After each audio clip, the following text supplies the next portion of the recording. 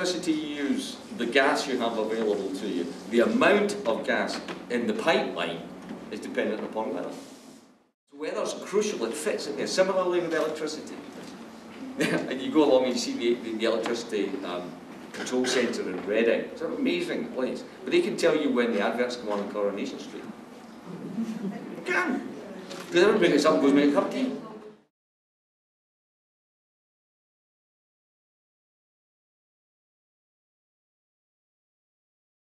First thing they say to you is, well, it's been getting cooler. It's been getting cooler for a while. I know this is a bit difficult to see on the screen, but I think the important things to recognise are the very warm and the very cold years over the last decade. Well, there's 2009, there's last year. So it's well into the top 10 of warm. There's 2008. And 2008 was a cool year. The skeptics loved this. Oh, good, we've got a cool year. But actually, it was a major La Nina event. In other words, the surface of the Pacific was very much colder than it normally is. And as you see, these are regular occurrences. And then you look back and say, well, see, 1998 was so hot. And there it is, certainly globally, 98 is the warmest year on record that we have. But you can see quite clearly that was in a major El Nino event, because the temperature on the surface of the Pacific was about, on average, 1.5 degrees above where it usually is. Now that's a vast area, that's a third of the surface of the Earth, already a degree above average. So get away from that. Get away from they cherry pick the data to suit their argument.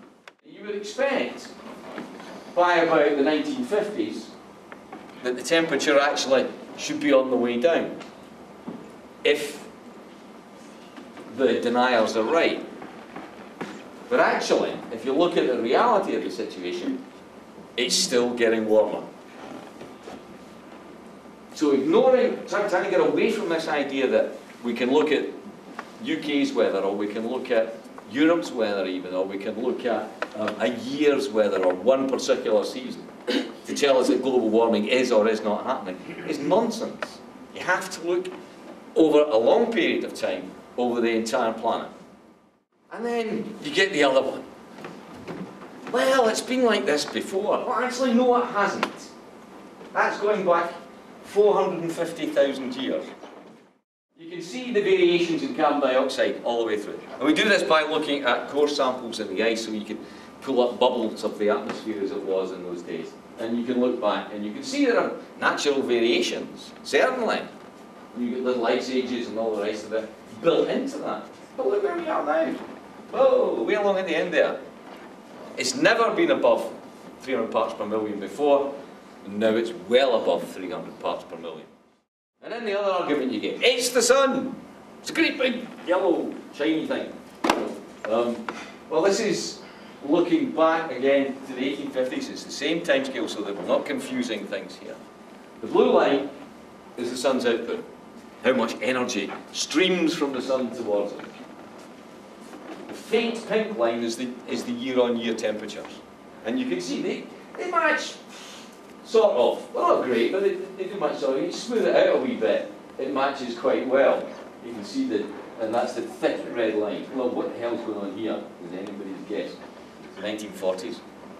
But when you get up to here, it boom, completely separates. It's not the sun, and the sea isn't rising. Well, these are actual measurements since 1850. The sea rise is about 20 centimetres. The reason we don't see it in Scotland is because of a thing called, see if I can get it right, post-glacial isostatic rebound. Post-glacial isostatic rebound. What basically it means is that when the ice age ended, and all that big weight of ice retreated away northwards, Scotland went, took a deep breath, and it's been getting taller. So whilst we've been getting taller, the sea's been coming up, so you don't see any actual rise around the coast. You think, oh, we're all right, it's fine. But that's coming to an end. There's a group done, Professor Alan Werity at Dundee University has been looking at this very closely, and he reckons our little isostatic holiday, if you like, is coming to an end.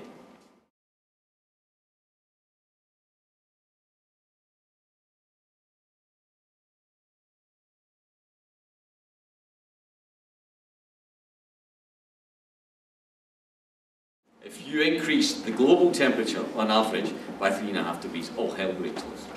Simple and straightforward as that. But that's an enormous number. And you'll get different impacts in different parts of the world. You get much less impact in the tropics, generally. The bulk of the impact is in land mass in the northern hemisphere, because it's the biggest land mass.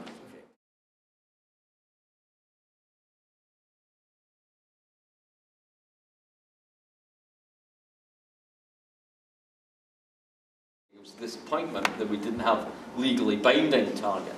We had, if you like, morally binding targets. I think that's the important thing.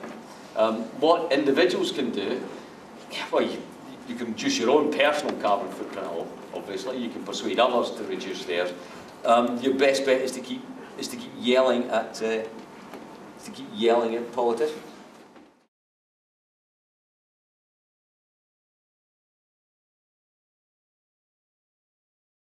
Geoengineering is a farce. It's an idiotic thing to try and do.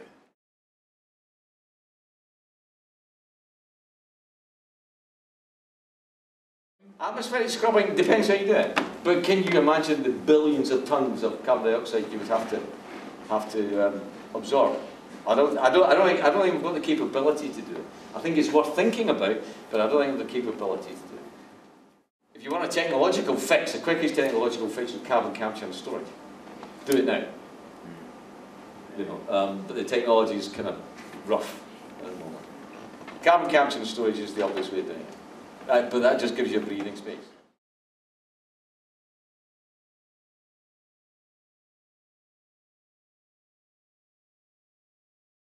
The 2020 campaign that the UK government signed up to, the Scottish government signed up to, increasingly now governments in Europe will be signing up to, is the start point, because the tipping point, if you like, to get into the runaway type climate change is within the next 15 years.